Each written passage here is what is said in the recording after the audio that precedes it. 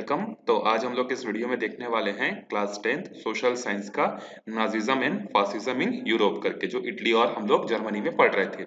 तो जैसा कि इसके पहले वाले वीडियो में हमने इसके इंट्रोडक्शन पार्ट को कवर अप कर लिया था, और इस वीडियो में हम लोग आगे की चीजों को देखेंगे। तो देखो, in Italy, the fascist party became active after 1919 under the leadership of Mussolini, killing, beating and using the other such method to destroy the workers' organization. ये जो फासिज्म पार्टी जो थी या फासिस्ट पार्टी जो थी इटली में, ये 1919 मतलब जब फर्स्ट वर्ल्ड वॉर खत्म हुआ उसके बाद से ही क्या हो गया था, एक्टिव हो गया था।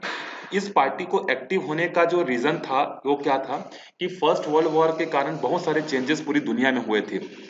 कुछ जगह पर डेमोक्रेसी आई थी, कुछ जगह पर सोशलिस्ट आई थी। तो इटली के जो लोग थे उनको ये दोनों चीजें पसंद नहीं आ रही थी। जैसे कि पिछले वाले वीडियो में हमने देखा था कि ना तो ये सोशलिस्ट को पसंद करते थे और ना ही जो है किसी दूसरे पार्टी को जो है पसंद करते थे। क्यों? क्योंकि सोशलिस्ट जो होता है वो उसका मतलब क्या होता है, उसमें एक डिक्टेटरशिप आ जाती है। डिक्टेटरशिप का मतलब सिर्फ एक ही आदमी जो है क्या करेगा, हर चीज को देखेगा, एक ही पार्टी होगी। और डेमोक्रेसी को एक्सेप्ट इसलिए नहीं कर रहे थे क्योंकि डेमोक्रेसी बस नाम मात्र की डेमोक्रेसी रहती थी, उसमें बड़े बड़े जो अमीर लोग होते थे वहीं पर जा पाते थे। तो इसी कारण से यूरोप के लोगों के मन में एक तीसरी आइडियोलॉजी के बारे में जो है सोचना उन्होंने स्टार्ट कर दिया। ना डेमोक्रेसी ना सोशलिस्ट, बीच की एक तीसरी आइडियोलॉजी जो है सोचना स्टार्ट किया। और इसी आइडियोलॉजी के कारण ये जो फासिस्ट पार्टी है इसको उभरने का मौका मिल गया। और जैसे ही फर्स्ट वर्ल्ड वॉर खत्म हुआ, लोगों के फीलिंग्स को भांपते हुए एक पार्टी बनी, और उस पार्टी का जो लीडर बना वो कौन था? मुसोलिनी था। अब इस मुसोलिनी ने क्या किया, मारना चालू किया, पीटना चालू किया and other methods to destroy the workers organisation. जितने भी वर्कर्स के जो ऑर्गेनाइजेशन थे, डिफरेंट डिफरेंट ऑर्गेनाइजेशंस काम कर रहे थे, उन सबको तोड़ने के लिए इसने मारना पीटना जो है किसी भी तरीके के मेथड का जो यूज करना चालू किया, और फाइनली ऑर्गेनाइजेशन को डिस्ट्रॉय करके ही ये मानता था। The party gradually grew into a large and the violence movement that discarded democratic method। और ये पार्टी धीरे धीरे धीरे धीरे देखते देखते क्या हो गई, काफी ज्यादा पॉपुलर हो गई और काफी ज्यादा ग्रो कर गई। और ये जो है एकदम वायलेंस जो है काम जो है करते थे। और इन्होंने जो भी डेमोक्रेटिक मेथड थे, जैसे पिटीशन दायर करना और अप्रोचिंग टू द कोर्ट, मतलब अपना अपने आप को पुलिस में एफआईआर करवाना, फिर कोर्ट में जाके बहस करना, ऐसी कोई भी जस्टिस वाली बातें वहां पर नहीं होती थी। However the fascist were less successful than the socialist and the communist. और वो सिर्फ क्या करते थे, सीधा भीड़ में जाकर जो है मॉब लिंचिंग, सुने होंगे आप लोग, ठीक है, आजकल न्यूज में काफी रहता है। तो मॉब का मतलब क्या होता है, भीड़ के द्वारा किया गया वायलेंस। तो ये जो मुसोलिनी था, ये ना तो लोगों को कोर्ट जाने का मौका देता था, ना ही किसी के पास अपनी बात रखने का मौका देता था। सीधा भीड़ में ही क्या कर देता था, सबको जो है जस्टिस जो है कर देता था, भीड़ में सबको छोड़ देता था। अब वो भीड़ वाले जो भी करें उसके साथ, जस्टिस करें या अनजस्टिस करें, वो भीड़ के ऊपर छोड़ देता था, सीधा फैसला करता था। ये जो पार्टी थी, जब इसने इलेक्शन में पार्टिसिपेट किया तो फर्स्ट टाइम जो है इसको ज्यादा सक्सेसफुल नहीं हुआ। 1921 और 1922 में जब इलेक्शन हुआ तो उस समय सोशलिस्ट और कम्युनिस्ट वाले जो लोग थे उनको ज्यादा फेवर मिला, लेकिन मुसोलिनी को जो है कम मिला। Yet they organised a massive march in 1922। Election में कम सीटें मिलने के बावजूद भी इसने 1922 में क्या किया, एक मैसिव मार्च निकाला। ये देखो, ये जो मार्च है इसको मुसोलिनी ने ही निकाला था, with the objective of capturing Rome, the capital city। और ये जो मार्च जो निकाला था, इसके पीछे का कारण क्या था, ये इटली का जो कैपिटल है रोम, इसको कैप्चर करना चाहता था, मतलब अपनी गवर्नमेंट बनाना चाहता था, सिंपल सा चीज। The Italian king and the other conservatives invited Mussolini to form the government। इसको प्रॉपर वोट मिलने ना मिलने के बावजूद भी, मेजोरिटी ना होने के बावजूद भी, जो इटली का जो किंग था उसने क्या किया, इसको इनवाइट किया मुसोलिनी को, और बोला कि आप यहाँ आकर क्या करो, अपनी गवर्नमेंट जो है फॉर्म करो करके। जैसे ही इसने गवर्नमेंट फॉर्म की, फिर क्या किया इन्होंने, देखो, after coming to power the fascist banned all the political parties and the workers organisation. ये तो पहले से ही क्या कर रहा था, वर्कर के ऑर्गेनाइजेशन को मार रहा था, पीट रहा था, ताकि ऑर्गेनाइजेशन ना बने करके। जब ये गवर्नमेंट में आया तब इसने क्या किया, अपनी पार्टी को छोड़कर, मतलब फासिस्ट पार्टी को छोड़कर, और भी जितनी भी अदर पॉलिटिकल पार्टीज थी सबको बैन कर दिया, सारे ऑर्गेनाइजेशन को भी इसने क्या कर दिया, बैन कर दिया। They took over control of every facet of the life and all the functions of the government। और ये हर टाइप के फंक्शन को क्या करने लगे, कंट्रोल जो है करने लगे, गवर्नमेंट के हर काम को ये खुद ही जो है करने लगे। और एक ऐसा नहीं कि डेमोक्रेटिक प्रोसेस से करने लगे, सिर्फ और सिर्फ एक ही आदमी पूरा का पूरा अथॉरिटेरियन था, और वो कौन था, मुसोलिनी। मतलब उसके पार्टी के और अदर मेंबर्स की भी बात नहीं सुनता था, इसने जो बोल दिया बस वही चीज क्या है, फाइनल है। तो इतना ज्यादा जो है ये डिक्टेटरशिप जो है यहाँ पर हो गया था। अब आगे देखते हैं, जिस तरीके से इटली में फासिज्म हुआ उसी तरीके से जर्मनी में क्या हो गया था, नाजिज्म का कंसेप्ट जो है वहां पर आया था। और ये बिल्कुल इंस्पायर था किससे, जर्मनी, इटली के जो है फासिज्म से बिल्कुल इंस्पायर था। तो देखो, Germany and the Nazism. The national socialist worker party, ये जो पार्टी का नाम है नेशनल सोशलिस्ट वर्कर पार्टी, जिसको शॉर्ट में नाजी पार्टी बोलते हैं, come to power in Germany in 1934 under the leadership of Adolf Hitler। जिस तरीके से वहां पर मुसोलिनी के लीडरशिप में वहां पर उसने गवर्नमेंट बनाई, इसी तरीके से जर्मनी में जो है 1934 के इलेक्शन में जो है एडोल्फ हिटलर ने क्या किया था, वहां पर जर्मनी में अपना गवर्नमेंट जो है स्टैब्लिश जो है किया था। The party had become very popular among the lower middle classes between 1924 to 1934। ये जो नाजी पार्टी थी ये जर्मनी में 1924 से 1934 के बीच में इन 10 सालों में काफी पॉपुलैरिटी जो है इसने क्या की, अचीव की। लोग इसके फीलिंग्स को, इसके आइडियोलॉजी को क्या करते थे, सपोर्ट करते थे। There were many reason for its growing popularities. इसके बहुत सारे रीजन हैं इस पार्टी के पॉपुलर होने के। देखो क्या क्या रीजन है। First, the German people were angry and upset by the humiliating terms of the Versailles Treaty।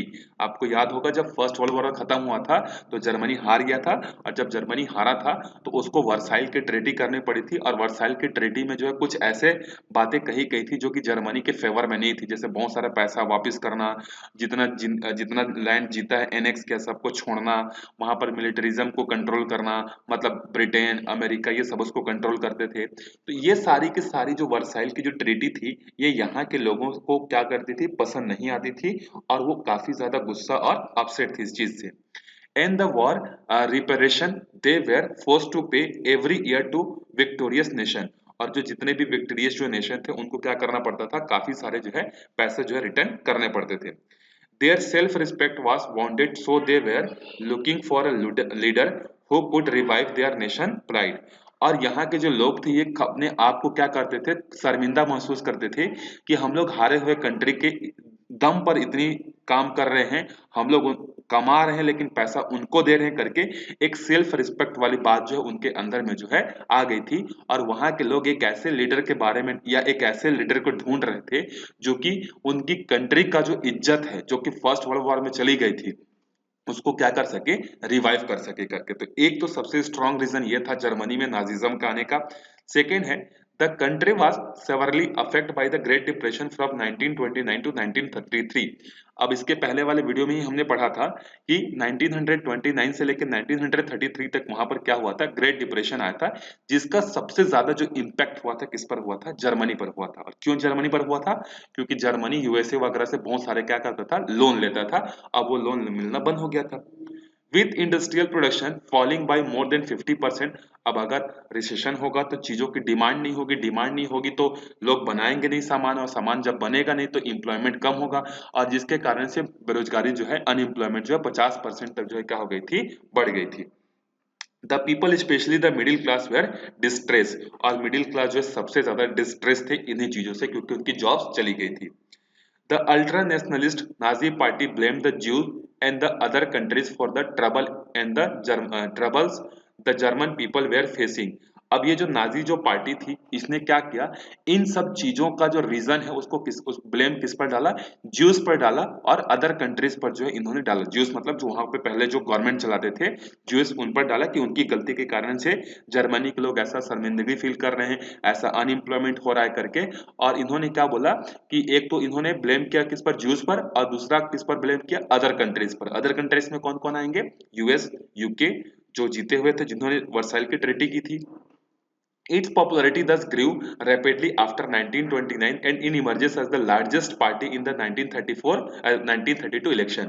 और इन्हीं चीजों को, यही बातें जो थी वो क्या करती थी, लोगों को अट्रैक्ट करती थी। ये बोलता था कि मैं जितने भी फर्स्ट वर्ल्ड वॉर में हारे हुए कंट्रीज थे, जिनसे हम लोग हार चुके थे, हमारी इज्जत चली गई थी, मैं उनको वापस से हराऊंगा और हमारे कंट्री की इज्जत को, रिस्पेक्ट में वापस लाऊंगा।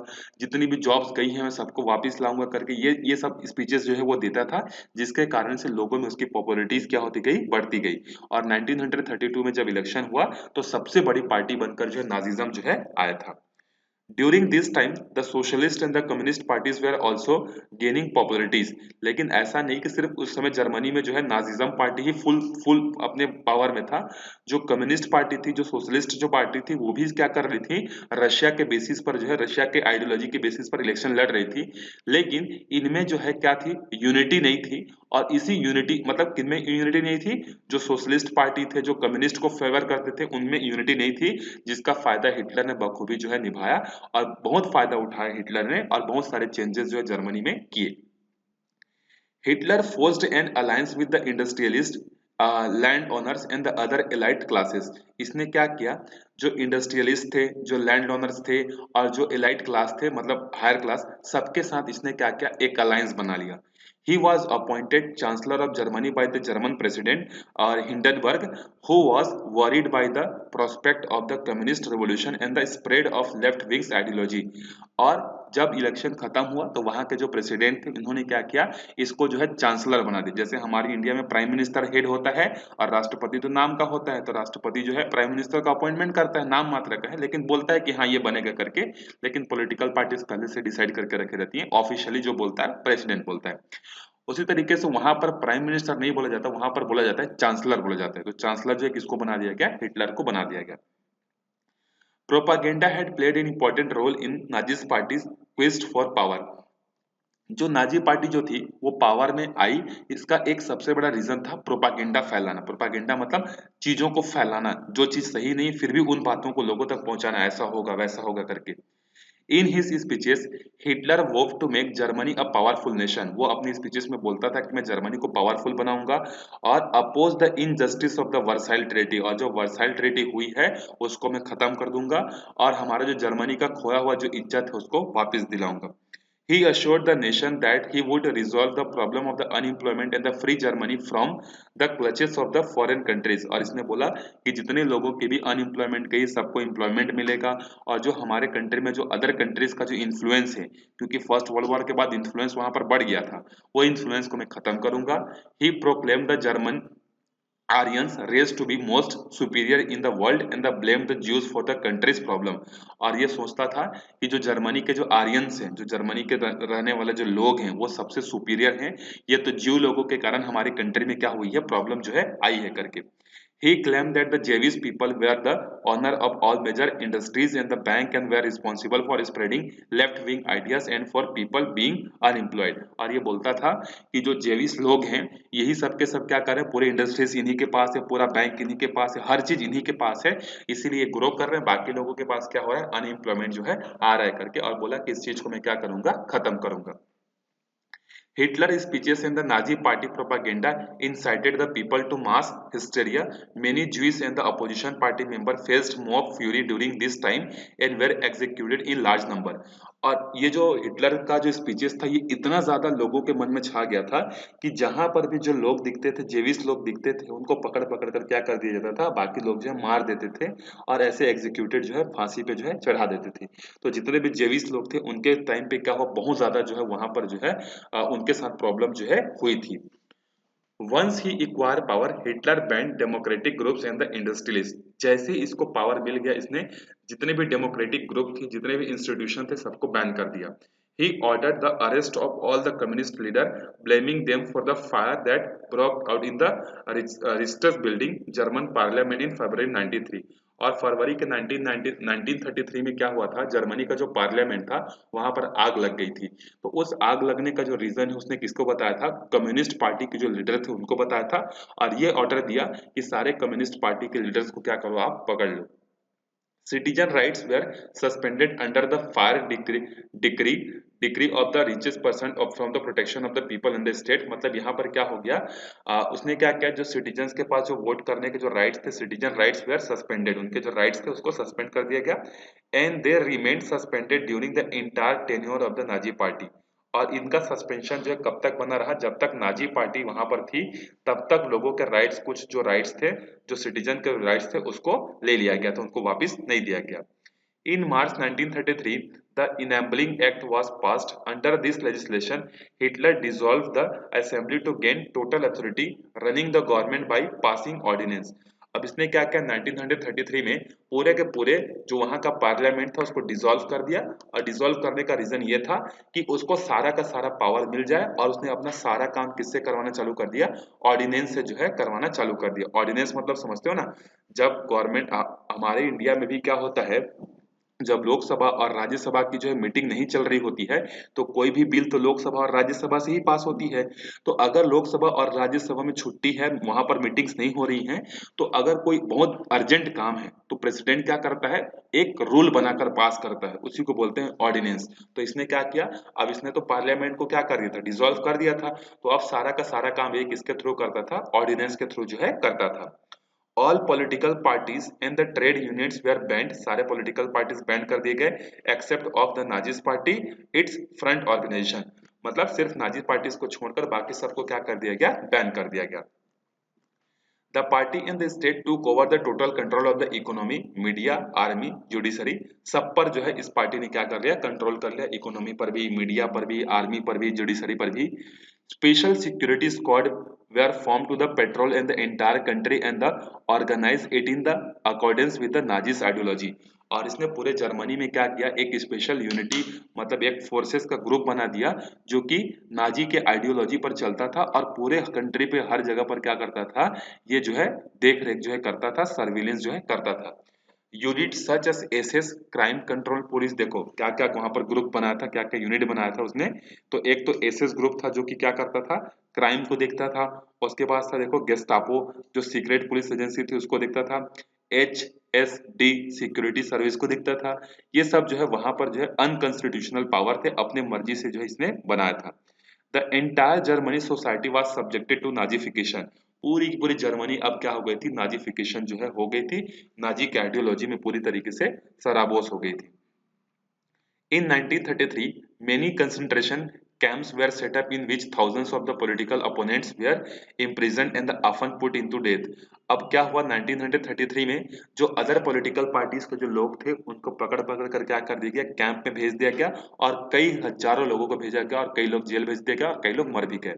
The number of people who were declared traitors and the sentence to death rose to around 30,000 by 1939।